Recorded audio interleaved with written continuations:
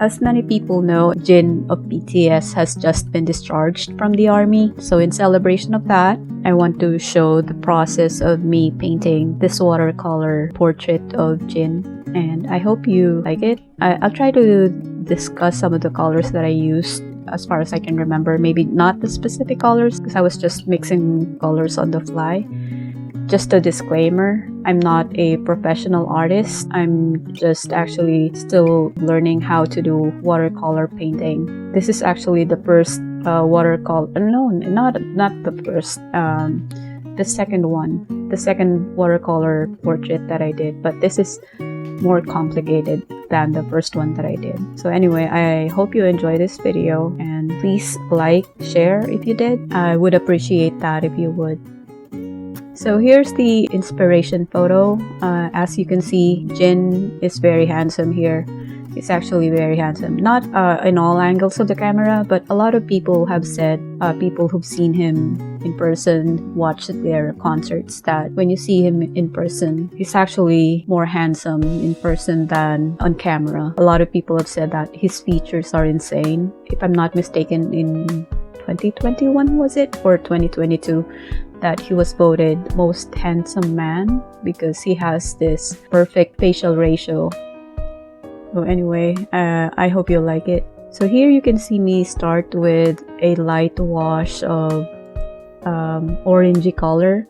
It's actually a mixture of pink and orange, because if it's just orange, it'd be too harsh. And so I added in pink. And also, if you remember in the picture, there's a pinkish tone in the overall picture because there's a pink light coming from the right of the picture.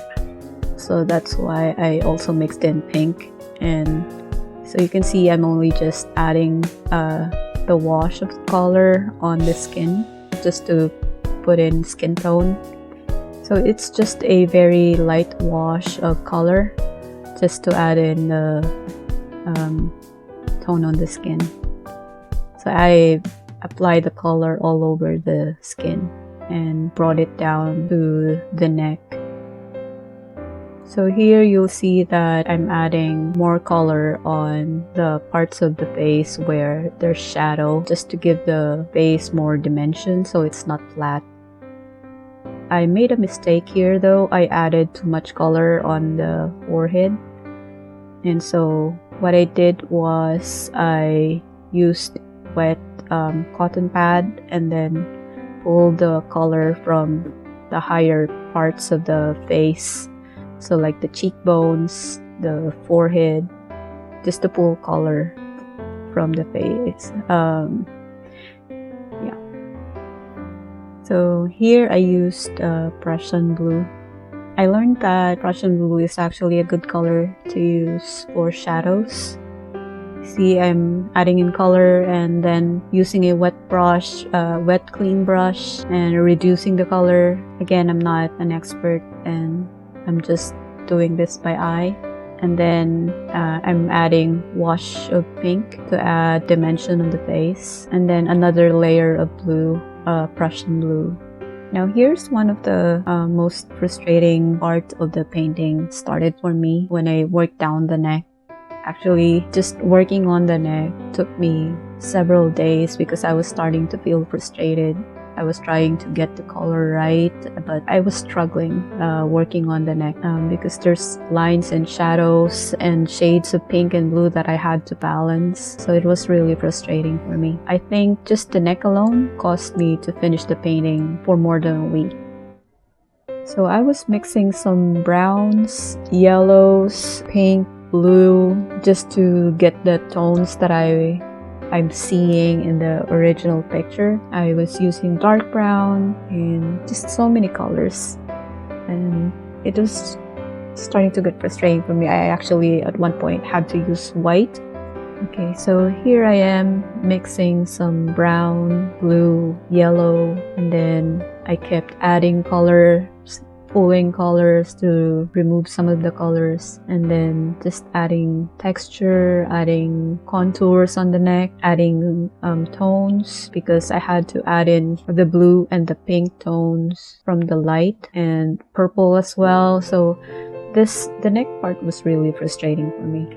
The neck alone, painting the neck caused me to finish this painting for more than a week because I was getting frustrated. So I would stop and then get back to the painting and then do it again, try again. So you see I'm adding dark brown. This was when it was starting to get really frustrating for me. I was trying to get the shadows right. I think I added in too much color. So this is when I realized that it's probably best to add in little by little instead of going in dark all at once. So yeah, again, just as a disclaimer, I'm not a professional. I'm still learning. I'm just learning how to paint watercolor, and every now and then I watch a YouTube video on watercolor painting. I just really love how watercolor painting looks. That's why I'm trying to do it right now. I'm trying to learn.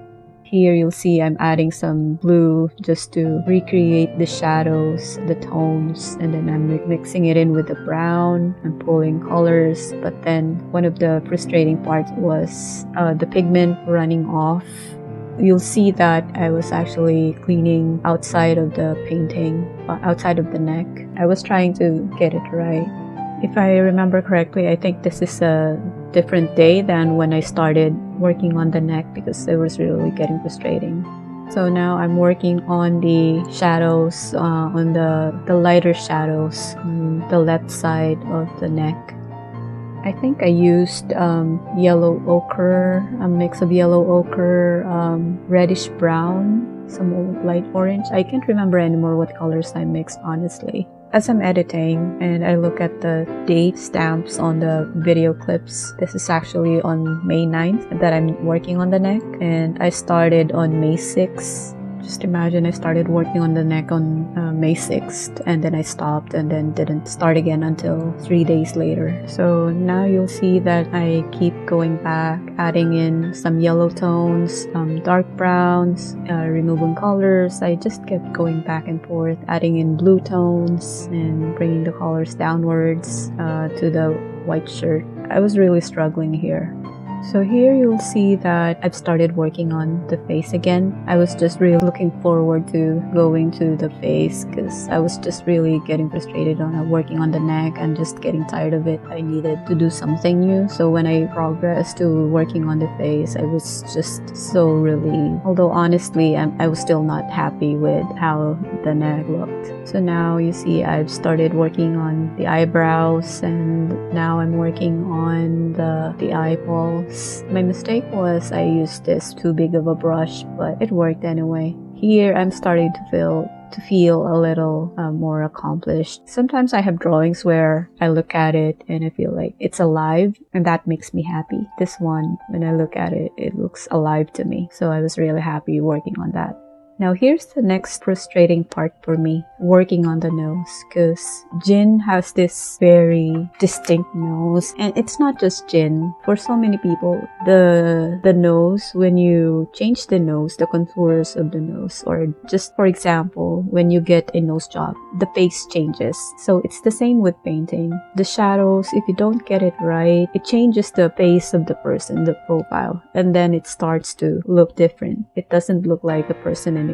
So I was really struggling working on the nose. I had to do a lot of pulling colors doing this part. I'm showing you a short clip of painting the nose, but really it took me a lot of time working on the nose. Just adding the shadows, correcting, and then adding color, removing color. A lot of back and forth. I think at one point I had to redraw the nose because I felt like I didn't get the proportions correctly, because in my mind, if I mess up the nose, it's just not gonna look like Jin anymore. So here I'm adding shadows and contour. And then I moved on to adding the base color of the lips. And this is another part that's frustrating to me because Jin has a very distinct lips that if you don't get it right, it's just not gonna look like Jin. This is another part that I struggled. I had to reshape the lips. I had to erase some lines and redo it. Actually, I had to redraw it just to get it right. So here I'm adding in the darker tones of the lips, and I know the video is a little lopsided, but I tried. But you can see at least a section of it, so let's just consider this the mystery part. But anyway, I struggled with the lips area as I mentioned earlier. So now I'm adding in some browns. Here I was just layering the colors and then trying to avoid the highlights of the lips, and I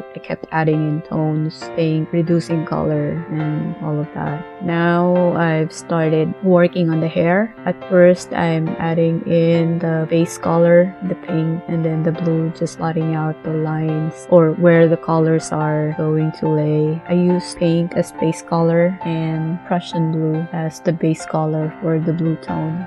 No, correction. And I use ultramarine for the base color. You see, I switched my brush for the hair. I'm using now an angled brush just to add in some lines because it's just more, it just makes it more defined. So now I'm working on the darker shades of the hair. I know the camera is off, but that's what I'm working on here. So I used black, dark brown. I kept mixing them and then going back and forth with the pink and the blue and mixing colors. I even used purple, indigo, just to add in texture on the hair. Later on, I don't have the recording anymore, but I mean, I failed to record it, but I went back to a round brush to add in the lines, and then I used, I don't know what that brush is called, but it makes thin lines, so that's what I used. I used white as well, and then so after this process, I added in the background, and this is where it ended, and this is now the final portrait.